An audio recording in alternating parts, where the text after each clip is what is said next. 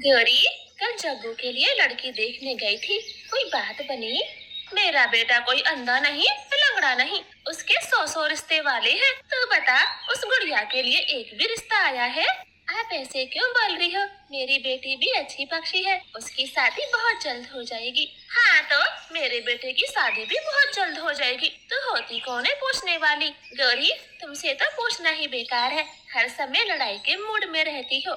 ऐसे बातें कर रानो चिड़िया घर के अंदर चली जाती है। गौरी कभी बहुत देर तक बड़बड़ाती रहती। दोनों के घर पास पास में ही थे। फिर एक दिन दोनों के बेटे नदी पार बैठे बातें कर रहे थे। दोस्त गुड़िया, मैं डोली को नहीं भूल सकता। वो भी मुझसे बहुत प्यार करती है और हम दोनों शादी करना चाहते हैं। जग्गू, गौरी आंटी बहुत कड़क है, मुझे नहीं लगता वो आपकी लव मैरिज को स्वीकार करेंगी। मैं आज सफा सफा बोल दूंगा, डोली एक अच्छी कवि है, हमारी बिरादरी की है, मैं तो उसी से शादी करूंगा। वो दोनों ऐसे बातें ही कर रहे थे कि उन्हें गौरी कवि देख लेती है और गुड़िया को चमाटे लगाती है। बिगड़े खानदान की चिड़िया, तेरी हिम्मत कैसे हुई? तेरी संगत में रह रह के मेरा बेटा बिगड़ा है। आज के बाद मेरे बेटे से कभी बात ना करना, वरना मुझसे बुरा कोई नहीं होगा, समझी? मम्मा, आपने गुड़िया को क्यों मारा? ये तो उल्टा मुझे समझा रही थी। जग्गू, मैं सब जानती हूँ ये कैसे समझा रही थी, पर तू अभी तक यहीं खड़ी है। जा, दफा हो जा। मम्मा, क्या पता मैं आपकी बात मान लेता, मगर अब नहीं मानूंगा। शादी तो डोली से ही करूंगा। गुड़िया वहाँ से चली जाती है। वो सारी बातें अपनी माँ को बताती है। गुड़िया, मैंने भी मना किया है ना, जग्गू से मत बोला करो।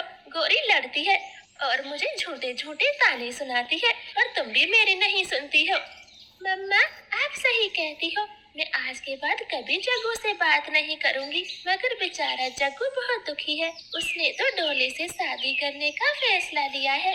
फिर 2-3 दिन के बाद जग्गू डोली कवि से शादी कर लेता है। गौरी तो गुस्से के मारे लाल पीली हो गई थी। जग्गू, इस घर में तेरी कोई जगह नहीं है।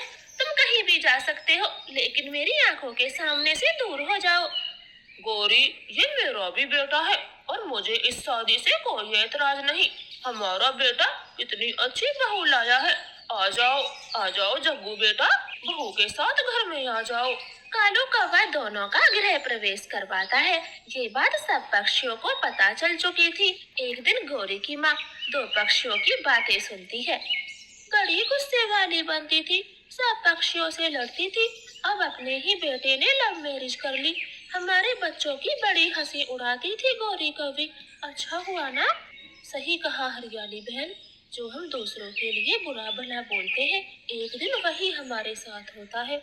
अब लव मैरिज वाली बहू गौरी की खाट खड़ी कर देगी, पता चलेगा कैसे कैसे बोल बोले थे उसने।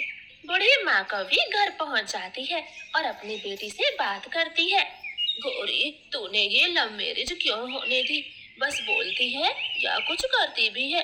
अभी भी समय है, इस लड़की को घर से निकाल दे और जग्गू की दूसरी शादी करवा दे।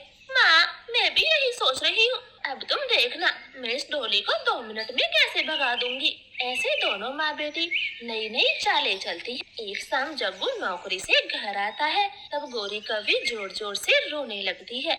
माँ, क्या हुआ? सब ठीक है, आप रो क्यों रही हो? जग्गू, सुबह से कुछ नहीं दिया बहू ने, बोल रही है खुद बनाओ खुद खाओ, मैं तेरी गुलाम नहीं हूँ। जग्गू सीधे कमरे में जाता है और गौरी भी उसके पीछे पीछे जाती है। डोली, आज तुमने खाना क्यों नहीं बनाया और माँ रो रही है? तुम्हें माँ की जरा भी फिक्र नहीं? जग्गू जी, मैंने तो खाना सबके लिए बनाया है, माँ जी झूठ बोल रही है। बेटा, मुझे झूठा बोल रही है, खुद रसोई में जाकर देख ले। मैं खाने के ऊपर बहू से क्यों लड़ूंगी? बहू, तू ऐसे झूठ क्यों बोलती है? जग्गू कौवा रसोई में जाता है, सारे बर्तन खाली पड़े थे। डॉली, मैंने तुमसे लव मैरिज की है, इसका ये मतलब नहीं तुम मेरे माँ बाप की सेवा नहीं करोगी। 10 मिनट में माँ के लिए खाना बनाओ, वरना ठीक नहीं होगा। डॉली खाना बनाने लग जाती है। गौरी कवि तो मन ही मन हंस रही थी। आज तो मजा ही आ गया। ऐसे ही 2-4 दिनों में इसे घर से ना निकाल दिया तो मेरा नाम गोरी नहीं। डोली, अब बना दोबारा से खाना। सारा खाना मैंने नदी में जो फेंक दिया। गोरी कभी नई नई चालें चलती रहती है। फिर एक दिन गुड़िया की मुलाकात एक सोनू नाम के चिड़े से होती है। आप इस जंगल के तो नहीं लगते, पहले तो कभी नहीं देखा। आप कौन हो? हाँ, मेरा नाम सोनू है और हम कल ही जहाँ आए हैं। बरगद के पेड़ पर मेरा घर है। दोनों बातें करते हैं और कुछ ही समय में दोनों में प्यार हो जाता है। अक्सर आपस में मिला करते। बुढ़िया जी, मैं आपसे शादी करना चाहता हूँ। जिंदगी भर आपको पलकों पर बिठा के रखूंगा, तुम्हारी इज्जत करूंगा। शादी मैं भी आपसे करना चाहती हूँ, मगर पहले माँ से पूछना होगा। गुड़िया, अगर माँ नहीं मानी तो क्या होगा? आप मुझे छोड़कर चली जाओगी? नहीं, माँ पर मुझे विश्वास है, वो मान जाएंगी, क्योंकि आप उन्हें पसंद आ ही जाओगे। मैंने एक ईमानदार पक्षी से प्यार किया है। मैं आज ही माँ से बात करूंगी। गुड़िया घर जाती है और सोनू चिड़े के बारे में बातें करती। नहीं गुड़िया बेटी, मैं ऐसी शादी कभी नहीं होने दूंगी। मैंने आपको हमेशा अच्छे संस्कार दिए हैं। ये लव मैरिज नहीं होने दूंगी, वरना लोग क्या कहेंगे। माँ, सोनू चिड़ा बहुत अच्छा पक्षी है। मैं उसके बिना किसी दूसरे से शादी नहीं करूंगी। आप एक बार देख ले, वो बहुत अच्छा है। मैं मर जाऊंगी, मगर ये शादी नहीं होने दूंगी। सब मुझे बहुत सुनाएंगे। मैं किस किस का मुंह बंद करूंगी। गुड़िया बेटी, आप मान जाओ। गौरी कभी खिड़की से उन माँ बेटी की बातें सुन रही थी। वो तो खूब तेज तेज उड़ती है और ये बात सब पक्षियों को बता देती है। एक दिन गुड़िया घर से भाग जाती है। वो मम्मा के लिए चिट्ठी लिख कर गई थी। माँ, मुझे माफ कर देना। मैं और सोनू एक दूसरे से बहुत प्यार करते हैं। हम शादी कर अपनी नई जिंदगी की शुरुआत कर रहे हैं। आप आशीर्वाद दें और मुझे माफ कर दें। गुड़िया, ये क्या कर दिया? मेरी सारी उम्मीदों पर पानी फेर दिया। एक बार भी माँ के बारे में नहीं सोचा। अब मैं कैसे लोगों को मुंह दिखाऊंगी? मम्मा चिड़िया कई दिनों तक घर से बाहर तक नहीं निकलती। एक सुबह वो सब्जी लेने के लिए बाजार जाती है। तब उसे गोरी कभी मिल जाती है। चिड़िया, कहाँ है तेरी सपूत बेटी? बहुत दिनों से दिखी नहीं, कहीं भाग तो नहीं गई तेरा मुंह काला करवा के।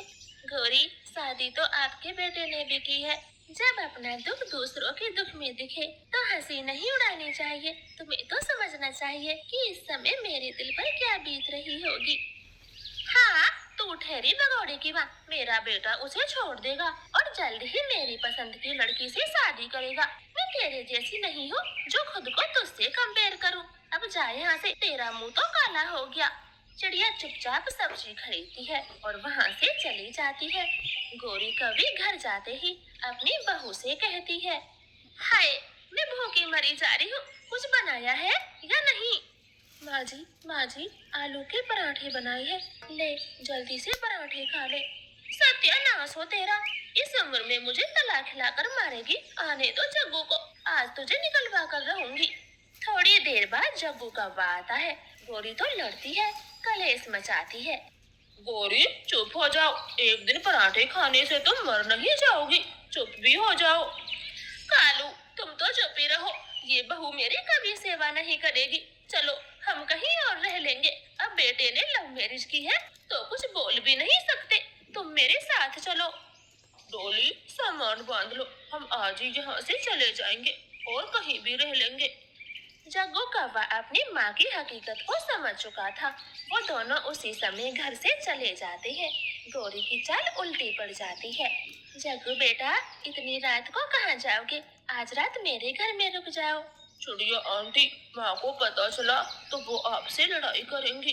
कोई बात नहीं जग्गू, अब मुझे लड़ाई से डर नहीं लगता। मैं गौरी की सारी बातें चुपचाप सुन लूंगी। तुम रात के समय जंगल छोड़कर ना जाओ। दोनों चिड़िया के घर में जाते हैं और कई दिन वहीं बिताते हैं। फिर एक दिन गोरी कभी चिड़िया के घर जाती है।